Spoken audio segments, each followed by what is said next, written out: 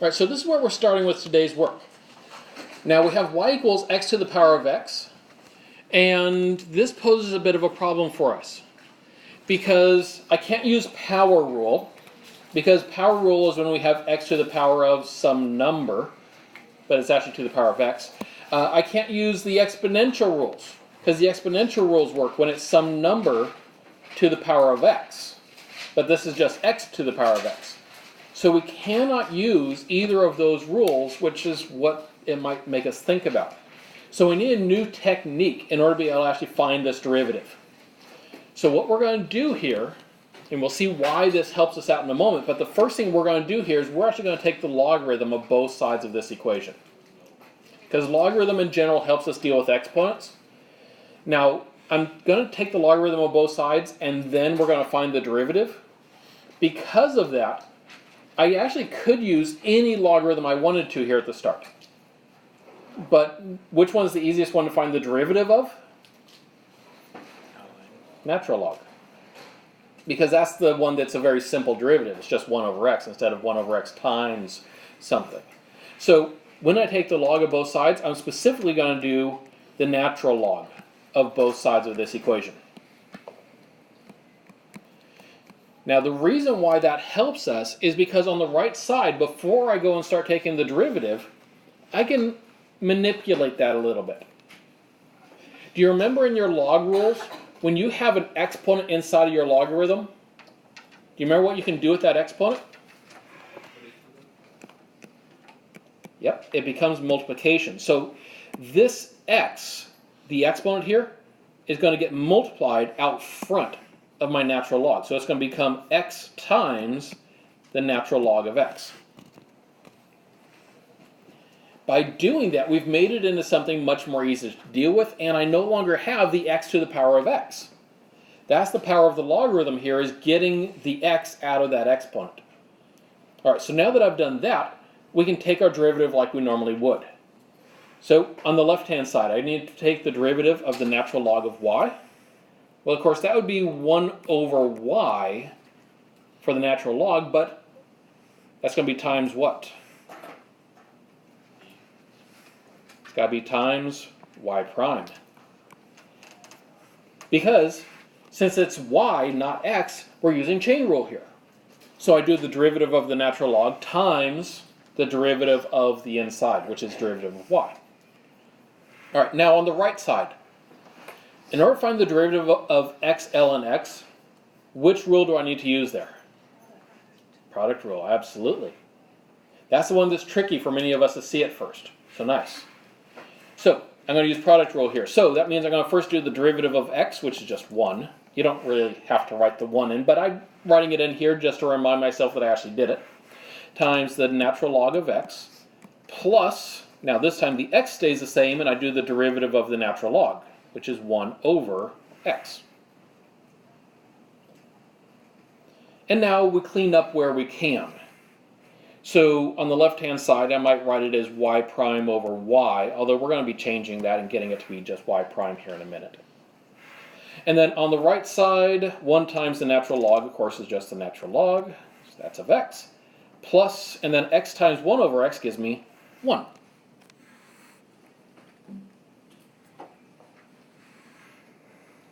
All right, now we do need to take one more step here at least, though. I really am trying to figure out what's the derivative equal, so that means figuring out what y prime equals. So I'm now going to solve this for y prime, and what do I do to solve it for y prime? Yep, multiply both sides by y. So multiply both sides by y, and we get y prime equals, now you got a couple options about how you multiply it on the right-hand side, but I'm going to make my life easy. I'm just going to call it y times the quantity ln x plus 1. If you really want to distribute the y in, you can, but you don't need to. This is the answer that I need you being able to come up with by the end of class today. However, I do want to show you that there is one step further we could theoretically take it. And that is, we can actually get rid of the y on the right-hand side as well. What did y equal? X to the x. And then that's times still the natural log of x plus 1. Now, we did implicit differentiation here in order to be able to solve it. So, strictly speaking, I could have left the y in there, but it's nice to give it with no y in there since our original function was just y equals only x's. You could leave it either way at this point. The time when I would definitely want you to turn the y into the original function is if that's going to allow us to then simplify something. And normally you can start seeing that sort of thing coming where, well, if I put that in, then all of a sudden that will let me cancel out with something inside the parentheses and so on, you know. You'll start seeing those as they come up. The one other thing that you might want to add to your notes, to your work that you did here, is just what do we call this? This is your first example of logarithmic differentiation. So just writing that name next to it might help you remember what it is and where to find it in your notes.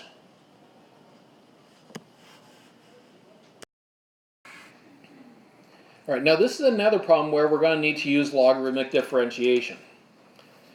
In some ways that's more complicated than any other problems you're going to be seeing today, but I want to walk you through this one more example here just to show you some other things that we can do along the way and some things that can happen. So write down that problem.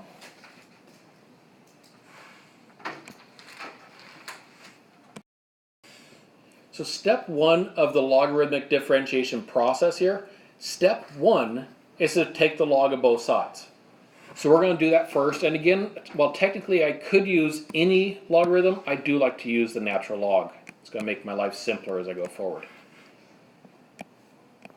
And it's going to just be the natural log of that whole big mess on the right-hand side. Now the reason why I chose this example is because it's going to allow us to get at a few more of the rules when dealing with logarithms, because it's been a while since we've used some, and we could use a refresher on them. So the left side is just going to stay ln y for a little bit because I want to manipulate the right side. All right, now looking at these, inside of my natural log on the right hand side there, I really have x to the 5x times 3 to the x. When I multiply two things inside of a logarithm, what does that mean I can do with them? Yep, add the logs. So, specifically in this case then, that means I'm going to have the natural log of x to the 5x plus the natural log of 3 to the x.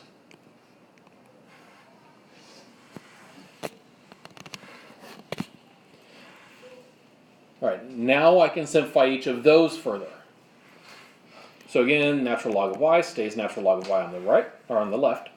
And then the natural log of x to the 5x. Remember, an exponent inside becomes multiplication on the outside. So it becomes 5x times the natural log of x.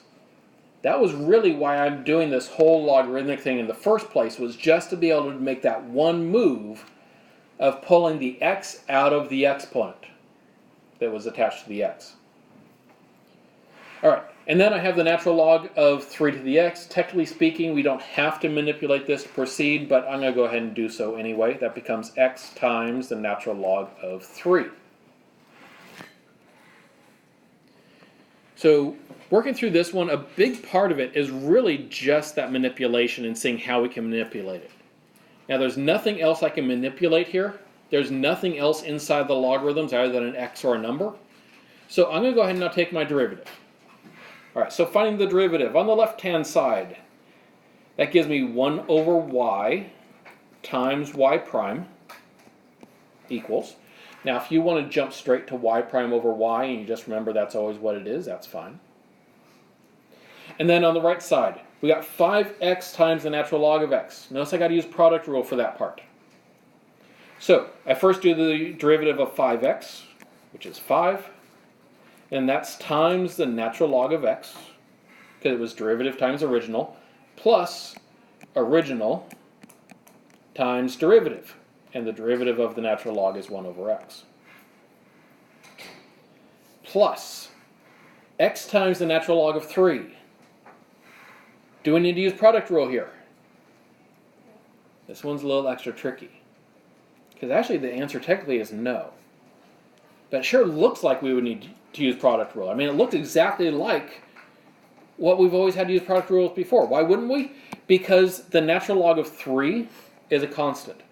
That's just some number, some decimal you could get on your calculator. So technically this is just x times a constant. And anytime it's just x times a constant and I want to find the derivative is the constant. Because the derivative of x is 1.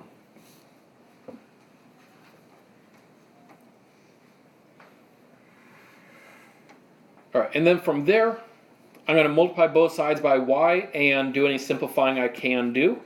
So we get y prime equals 5 ln x plus, you notice the x times 1 over x will cancel out, so that's just plus 5, plus the natural log of 3.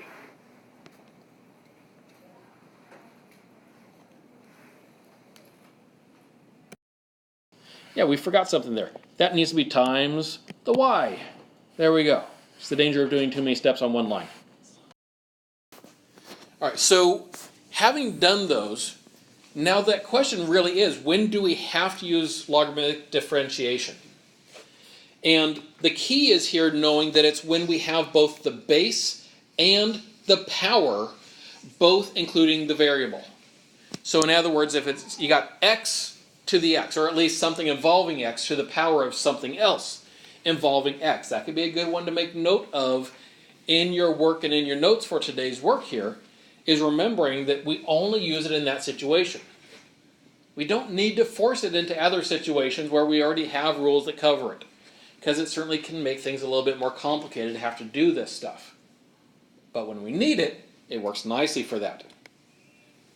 And then go ahead and write down those 6 equations that you see below, and we're going to go through each one of those one at a time to see, do I need logarithmic differentiation in that case?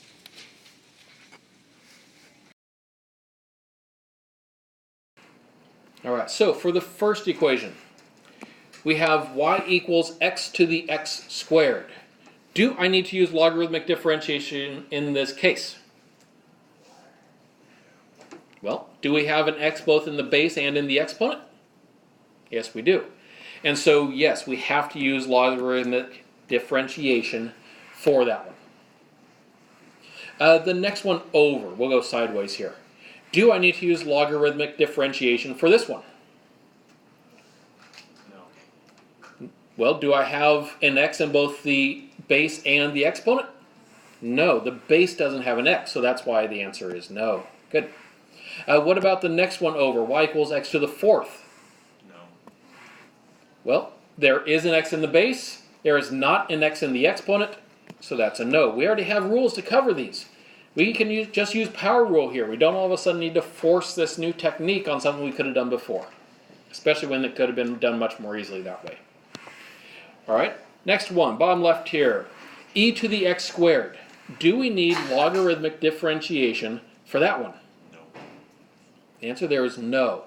Sometimes people get thrown off by that one a little bit because that e, it's a letter. So yeah, isn't that a variable? No, we remember, oh yes, it's a constant. So since it's just a constant to the power of x, no. All right, what about this next one? 2 to the x times sine of x. Do we need logarithmic differentiation there? The answer here is no. Now, that one throws off a few people because we have an x in an exponent, and we have an x that's in a base, although it's not to any power. But it has to be the same base that that x is attached to on the exponent in order for us to actually be able to do that. So that's why it's a no. All right, and the final one, y equals x cosine x. No. Do we need logarithmic differentiation for that one? Well, is there an x in the base? Yep. Is there an x in the exponent? Yes. And so the answer there is yes. We do need logarithmic differentiation on that one as well.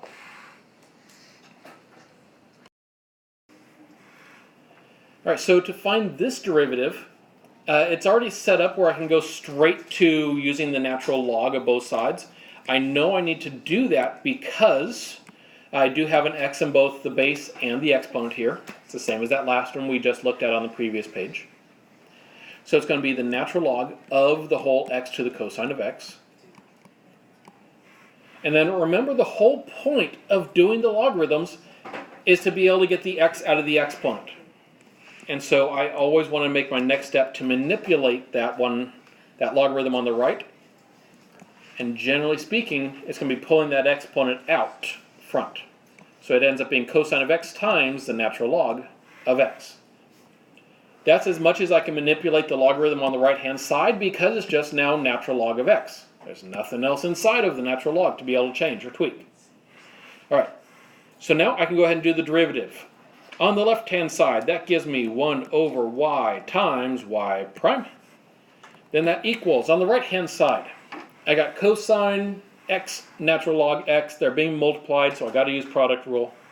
So derivative of cosine is negative sine. So negative sine x times the original of the other, so that's just natural log of x, plus now the original of cosine of x times the derivative of the natural log, which is 1 over x. All right, having done that, there's not a lot that we can simplify, but certainly we do want to be y prime equals, so I go ahead and multiply both sides by y, so I get y prime equals y times negative sine x, natural log of x, plus, I'm going to go ahead and write this as cosine x over x. All right, now that looks good. A reminder, I could substitute in for y at this point still. I could take what y equals and I could plug it in there. I'm not going to worry about doing that right now because it's not going to buy me anything. It wouldn't allow me to then simplify with something on the inside. So I'm just not going to worry about it at this point. But I at least do want you remembering that it's an option going forward. All right, since I do have the x in both the base and in the exponent, I do have to use the logarithmic differentiation.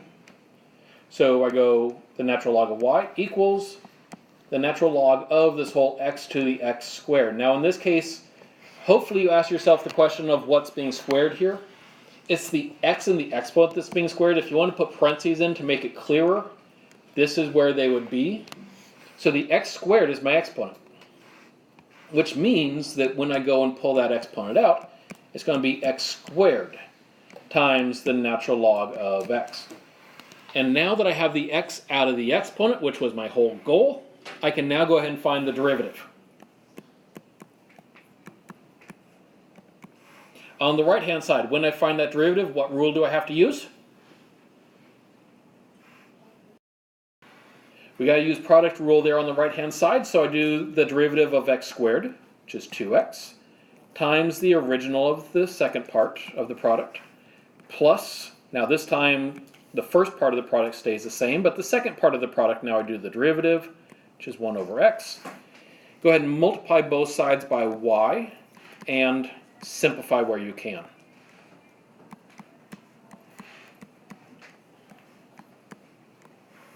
And that would be a good final answer there.